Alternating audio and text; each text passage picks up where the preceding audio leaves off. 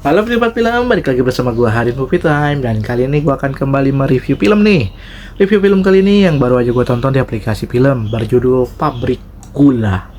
Film andalan MD Picture di saat momen lebaran kemarin. Gue baru nonton banget filmnya, jadi ya mungkin agak telat, gak di bioskop. Tapi oke lah, tetap akan gue kontenin, tetap akan gue review. Oke, singkat aja, ini film menceritakan tentang segerombolan orang kampung yang ingin bekerja di suatu pabrik. Pabrik tersebut pabrik angker yang dimana di masa lampau banyak kejadian-kejadian yang terjadi yang memakan banyak korban. Salah satunya adalah kebakaran di gudang angker di gudang tersebut. Ya, akibat hal-hal tersebut akhirnya hantu-hantu atau hal-hal gaib berkeliaran disebut ya di tempat tersebut.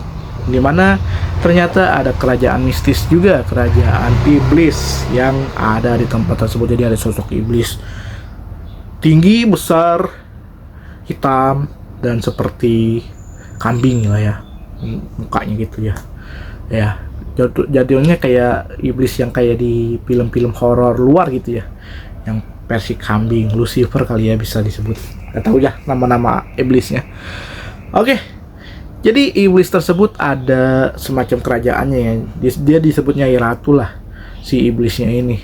Di kerajaan iblis ini yang dia meminta tumbal setiap beberapa kali momen gitu, yang dimana dia meminta tumbal dan tumbalnya itu dikasih sapi ya, kayak semacam sesajen gitu untuk berdamai gitu, hidup berdampingan bersama makhluk gaib. Jadi yang pekerjaannya nggak digangguin sama makhluk gaibnya gitu. Dan ada peraturan khusus yang dibuat di tempat tersebut, yaitu kan mereka tinggalnya di mes-mes yang sudah disediakan ya, tempat tinggal yang sudah disediakan di tempat tersebut. Mereka itu dibikin aturan nggak boleh keluar malam jam 9. Ketika udah jam 9 akan dibunyikan kayak semacam lonceng atau bel atau suara peluit gitu ya.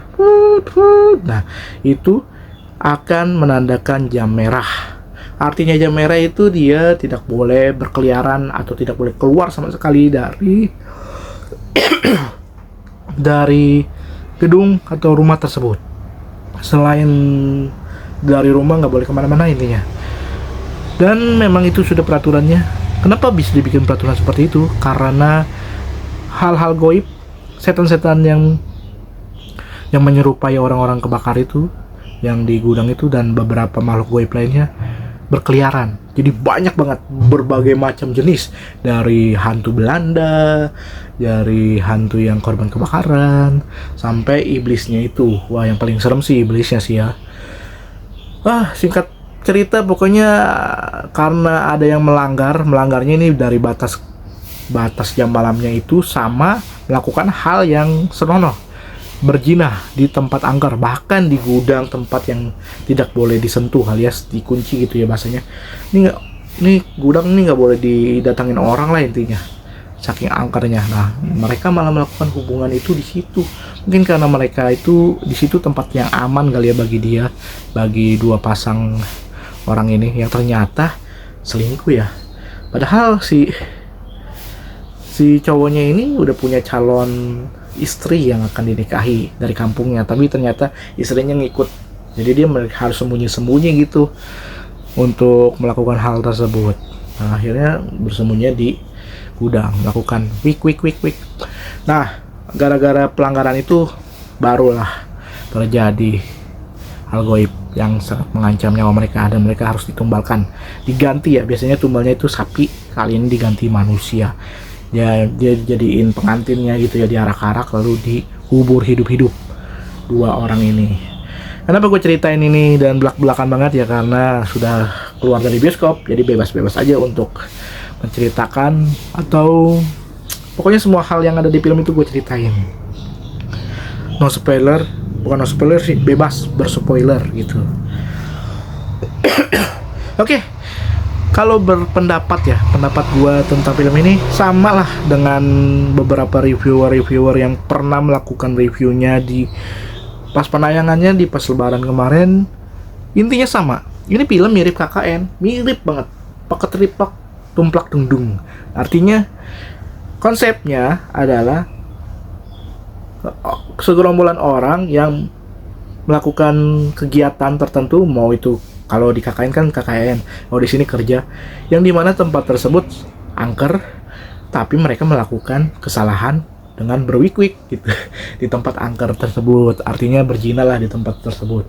Pelanggarannya hanya itu, kesalahannya hanya itu, tapi konsepnya kok mirip banget dari sejak awal penceritaan sampai di ending.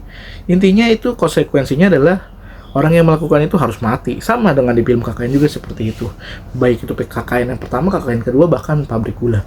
Ini MD kenapa gitu loh? Bikin cerita yang seperti itu, nggak ada bedanya gitu. Yang pertama, kedua, ketiga. Apa gitu yang bikin mereka tertarik sama membuat cerita tersebut? Jadi kan namanya udah setahun sekali ya film MD yang Lebaran ini spesial lah ya bagi orang-orang, tentunya terutama bagi MD sendiri.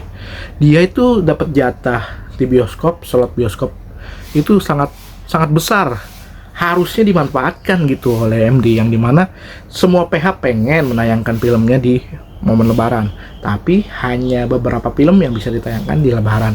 Jadi pihak perkumpulan bioskop itu menentukan gitu loh, terutama X1, film mana yang akan tayang di kala Lebaran. Harusnya dimanfaatkan gitu, kayak Jumbo tayang saat Lebaran kan keren gitu loh, mendapatkan jumlah penonton yang bombastis. Alhamdulillah sih Jumbo berhasil lewatin pabrik gula, yang menurut gua memang harusnya dilewatin lah. Film kayak gini nggak boleh lah bisa semeriah atau setinggi KKN. Ini KKN hype-nya lagi tinggi waktu itu ya, karena diperbincangkan terus. Untuk pabrik gula ini ya kurang lah. Harusnya MD kapok ya terhadap konsep film yang semacam ini. Harusnya sudah berulang kali KKN yang versi uncut kurang, terus KKN yang terbaru yang kedua juga kurang dibandingkan KKN yang pertama, dan kali ini pabrik gula juga kurang. Walaupun pendapatannya masih tinggi, tapi untuk kualitas film MD harusnya bisa lebih dari itu, dengan tentunya promosi yang jor-joran ya. Sangat disayangkan. Next, berikutnya yang gue tunggu-tunggu dari MD nih, Janur Ireng. Nah, kalau ini mantep nih, kayak yang Sewu Dino kemarin. Itu jauh lebih seru gitu loh filmnya dibandingkan KKN-KKNan begini, yang konsepnya begini. Nggak demen gue. Jadi menurut gue sih sama lah kayak film-film review-review film yang berkeliaran sebelum film ini turun dari bioskop. Intinya ini film mirip banget sama KKN dan ampas banget gitu, nggak seru. Karena ceritanya gitu doang, pembangunan karakternya juga biasa banget, actingnya oke lah, cuman ya batas standar aja gitu, B aja. Segi penceritaan juga, setup ceritanya nggak menarik ya kalau dua ya, biasa banget. Harusnya sih kayak film-film yang bernuansa pabrik kan harusnya lebih creepy, lebih gimana gitu ya, lebih terasa feel-nya gitu. Kan banyak juga film-film yang bertemakan tumbal pabrik ini sekarang ini, tapi sayangnya yang kali ini benar-benar ikutin hype, yang dimana banyak PH yang pengen bikin film bertemakan tumbal pabrik, tapi BMD ini ngikutin, tapi konsepnya ya konsep KKN, jadi ya B banget lah. Itu yang gua garis bawahi ya, konsepnya sama persis dengan KKN. Itu yang gua nggak suka dari film ini, dan dari berbagai aspek juga kurang. Sinematografinya, pengambilan gambarnya kurang, segi ceritanya kurang, actingnya ya standar aja lah ya, masih oke. Cuman bahkan jump scare di film ini kan treatment horornya jump scare ya lebih banyak, kurang aja momentumnya gitu loh. Ya tiba-tiba jump scare tapi kurang kena gitu dari segi nuansa horor yang dibangun itu. Beda dengan Sewu Dino yang menurut gue sih oke banget gitu ya, dari nuansa horor yang dibangun gitu, creepy abis, dan konsepnya gitu, konsep horornya tuh kayak ala-ala film luar gitu, keren banget gitu loh. Ngeri gitu ngelihat sosok Uyang gitu yang tiba-tiba nongol, keren gitu shoot gambarnya. Tapi ternyata kalau yang model kayak gini, walaupun setannya menyeramkan, sosok iblis berkepala kambing Lucifer ini, tapi ternyata nggak dimanfaatkan oleh MD secara baik sosok ini ya, karena yang sebenarnya yang sentral ini sosok ini, bukan sosok setan-setan lain yang ecek-ecek lah bahasanya. Harusnya tuh levelnya tuh ketemu setan yang ecek-ecek, baru nanti ketemu sang rajanya gitu, sang ratunya. Tapi ternyata enggak ya, biasa aja. Oke lah, kita tunggu film MD berikutnya, Janur Ireng, yang sangat gua nanti-nantikan sih sebenarnya. Itu akan jauh lebih seru karena antara kelanjutan atau film sebelum prequel ya, sebelum dari Seudino, gue juga nggak tahu. Kita nonton aja nanti. Oke, dari gua ngasih penilaian 6,5 dari 10 untuk Pabrik Gula. Sebenarnya nih nggak jelek-jelek amat, cuman standar aja, standar tipis lah ya di atasnya, karena konsepnya pabrik, hanya itu aja. Selebihnya sama dengan KKN. Oke, kalau kalian tertarik nggak sama nonton sama Pabrik Gula, kalau kalian tertarik langsung saja meluncur ke aplikasi film ya, yang sudah tersedia. Banyak film-film seru juga yang tayang di aplikasi, nanti gua akan tonton satu persatu, dan gua lagi pengen nonton The Conjuring lah ya bulan depan. Tungguin aja lah, kalau sempat langsung gua review ketika selesai nonton filmnya di bioskop. Aduh, lagi gak enak badan nih.